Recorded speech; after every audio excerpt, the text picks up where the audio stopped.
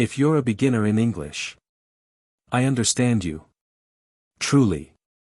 I understand the fear, the confusion, the silence.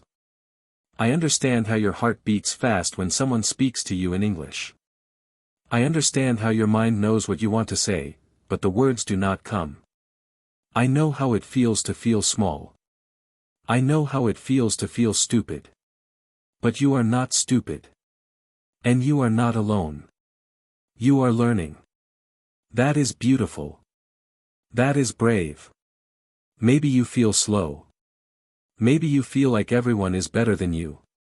Maybe you feel like you are not good enough. But I want you to know, I was just like you. I was afraid. I was shy.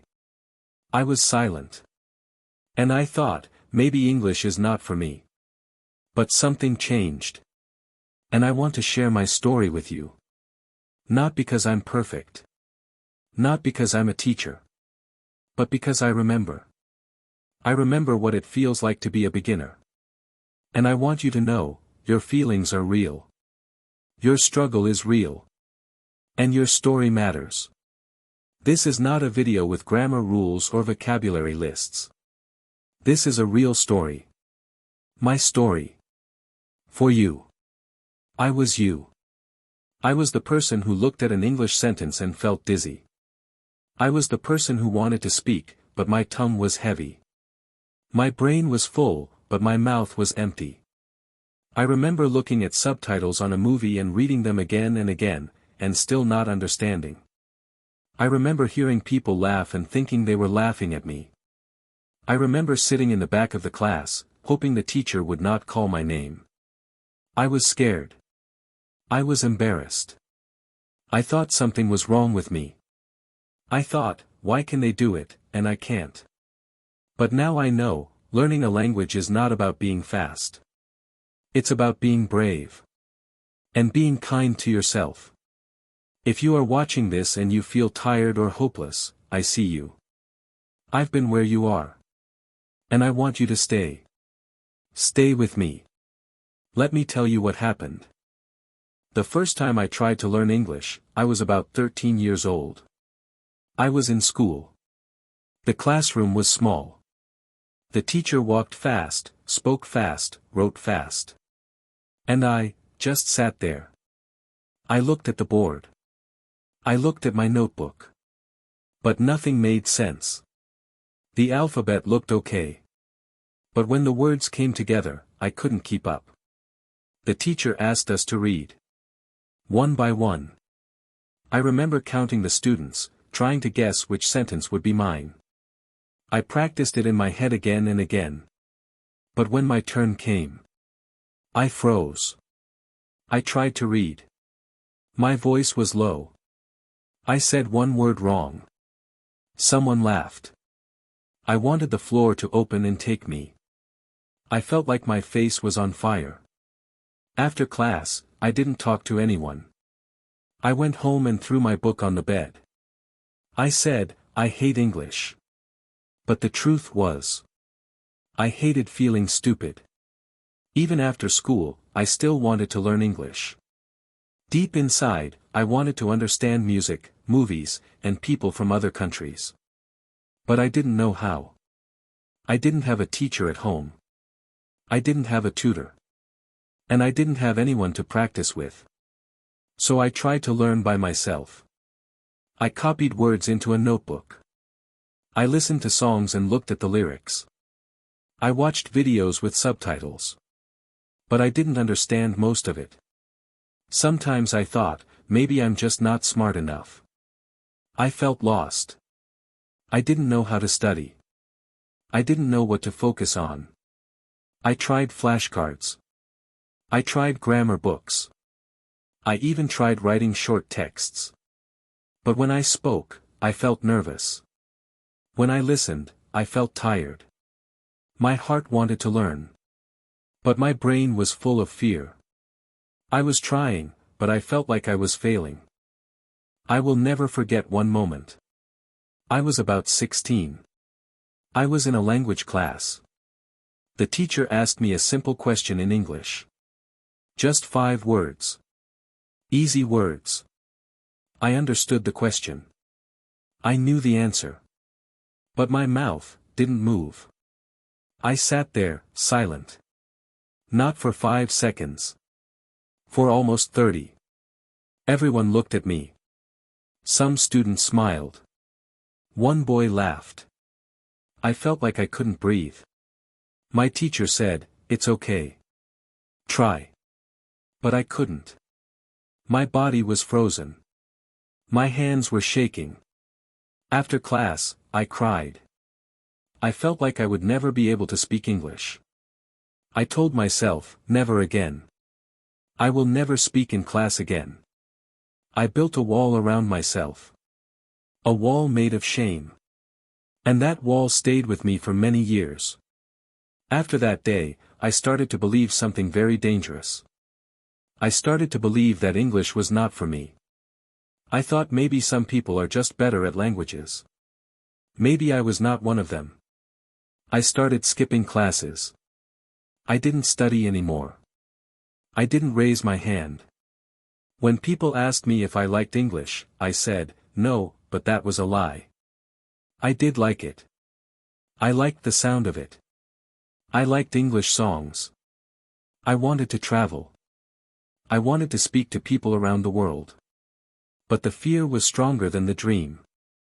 So I gave up. Not loudly. Quietly. I still had the books. I still had the notebook. But I didn't open them. And every time I heard someone speak English, I looked away. Years passed. I saw my friends move forward. They passed English exams. They spoke with confidence. They got jobs where they needed English. And me? I stayed quiet. Every time someone spoke English near me, I felt nervous. My heart beat fast. My mind said, don't say anything. You will mess up.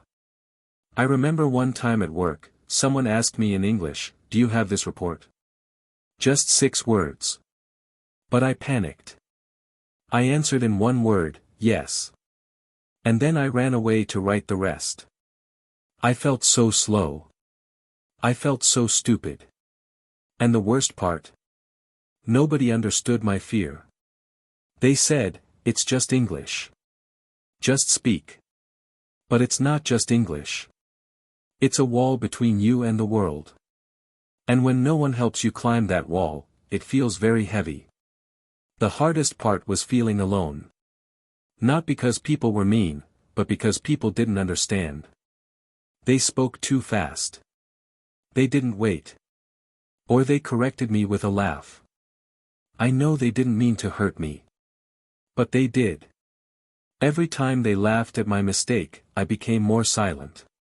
Every time they looked confused when I spoke, I wanted to disappear. One time, I joined an English conversation group. I was so happy. But when I spoke, no one responded. They kept talking to each other, fast, loud, happy.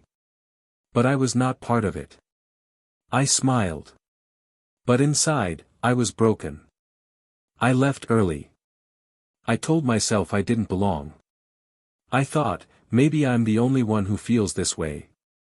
But now I know. I wasn't. Learning alone is hard. Learning without support is even harder. I tried apps. I watched videos. I repeated words. But I had no one to talk to. No one to say, good job, or, that's okay, try again. So I became my own teacher. My own listener. My own friend. But it was lonely. Very lonely. I remember sitting at my desk one night, looking at my notebook. I had written the same sentence 10 times. I was tired. I asked myself, why am I doing this? I didn't have an answer. I felt like I was climbing a mountain with no map. And the silence was the heaviest part. When you don't have someone to say, I understand, it's easy to stop. And I almost did. Then one night, everything changed. Not in a big way, in a small, quiet way. I was scrolling through YouTube. Just watching random things. I was tired. I felt empty. And then, I saw a video. The title said, "Don't give up on English." I clicked. A person was speaking slowly. Gently. They said, I was afraid too. And suddenly, I started to cry. Because for the first time, I felt seen. The speaker understood me. They didn't teach me grammar. They told me a story. Their story. It was like mine. I listened. I cried. I smiled. And something small inside me woke up. A tiny hope. A quiet voice that said, maybe I can try again. And from that moment, everything began to change. After watching that video, I felt something I had not felt in a long time, hope. It wasn't a loud, happy feeling. It was quiet, like a small candle in a dark room. The speaker wasn't teaching with big words or difficult grammar. They were just telling their story, slowly, gently, honestly. And it felt like they were speaking only to me. They said things like, "You are not stupid," and, "Your English doesn't have to be perfect to be beautiful." I had never heard those words before. Not from a teacher. Not from a friend. Not even from myself. I watched the video again the next day. And the next. I wrote down words I understood. I listened carefully. I didn't understand everything, but that was okay. I didn't need to understand every word to feel the message. And the message was clear: you can do this. Start again. Slowly. Softly. But start. And so I did. That video did not magically fix my English. But it changed my heart. It changed the way I looked at myself. Before, I called myself slow. I called myself stupid. I was always angry at myself for not being better. But now, I wanted to try again. This time, with kindness. I told myself, it's okay to make mistakes. I promised to take small steps. 1 word a day. 1 sentence a day. No pressure. No shame. I bought a small notebook and called it my English book. I didn't try to write perfect grammar. I just wrote what I could. I started watching more slow videos, like the one that changed me. I even repeated the speaker's voice, word by word, like music. Sometimes, I laughed at myself. Sometimes, I cried. But I didn't stop. I had finally started again. And that was enough. One morning, I was watching a video, and something amazing happened. The person said a sentence, and I understood the whole thing. Every word. No subtitles. No pausing. Just understanding. It was a simple sentence: you are learning, and that is brave. But to me, it felt like I had climbed a mountain. I smiled. I sat up straight. I repeated the sentence out loud again and again. You are learning, and that is brave. I wrote it in my notebook. I made it the wallpaper on my phone. That one sentence gave me power. I started looking for more small victories. I didn't care if I didn't understand everything. I just looked for one good moment each day. One moment of understanding. One moment of progress. And those moments kept me going. I knew I had to speak English, not just read or listen. But I was still afraid to speak to people. So I decided to speak to myself. Every day. In the morning, I looked in the mirror and said simple things: good morning. How are you today? Let's try our best. At first, I felt silly. I laughed at myself. But I kept doing it. At night, I would look at myself again and say, today I learned this word, or tomorrow I will try again. My voice was slow and soft, but it was mine. I was becoming my own first listener. I didn't need to be perfect. I just needed to be present. And slowly, my fear began to shrink. Speaking became less scary. Because I was doing it, every day, in small, safe ways. Of course, I still made mistakes. A lot of them. I said the wrong words. I used the wrong tenses. I forgot basic vocabulary. But this time, I didn't run away from my mistakes. I looked at them. I smiled at them. I wrote them down. I told myself, each mistake is proof that I am trying. Before, one mistake made me feel like a failure. Now, one mistake meant I had the courage to try. One day, I wrote a comment on a video. It had grammar errors. But the creator replied with kindness. They said, "Thank you for sharing. Your English is great, keep going." I was so happy, I cried. Not because of the grammar, but because someone saw me. Not as a mistake, but as a person who is learning. That moment changed the way I saw mistakes forever. Every little success became a celebration. I understood a joke in a video. I smiled all day. I learned a new word. I said it out loud while walking to work. I read a short story and understood the ending. I danced in my room. I started to feel proud of myself. Not big pride, but quiet, warm pride. I was doing something that scared me. I was climbing a mountain one step at a time. And even though nobody around me noticed, I noticed. And that was enough. I began writing short sentences in my notebook. Today I did it. I am not giving up. I can speak. These sentences were not just English practice, they were love notes to myself. My confidence started to grow, not because I was perfect, but because I kept going. I started listening to English every day. Not just to study, but to enjoy. I found podcasts made for beginners. I listened while walking, cleaning, cooking. At first, I understood only a little.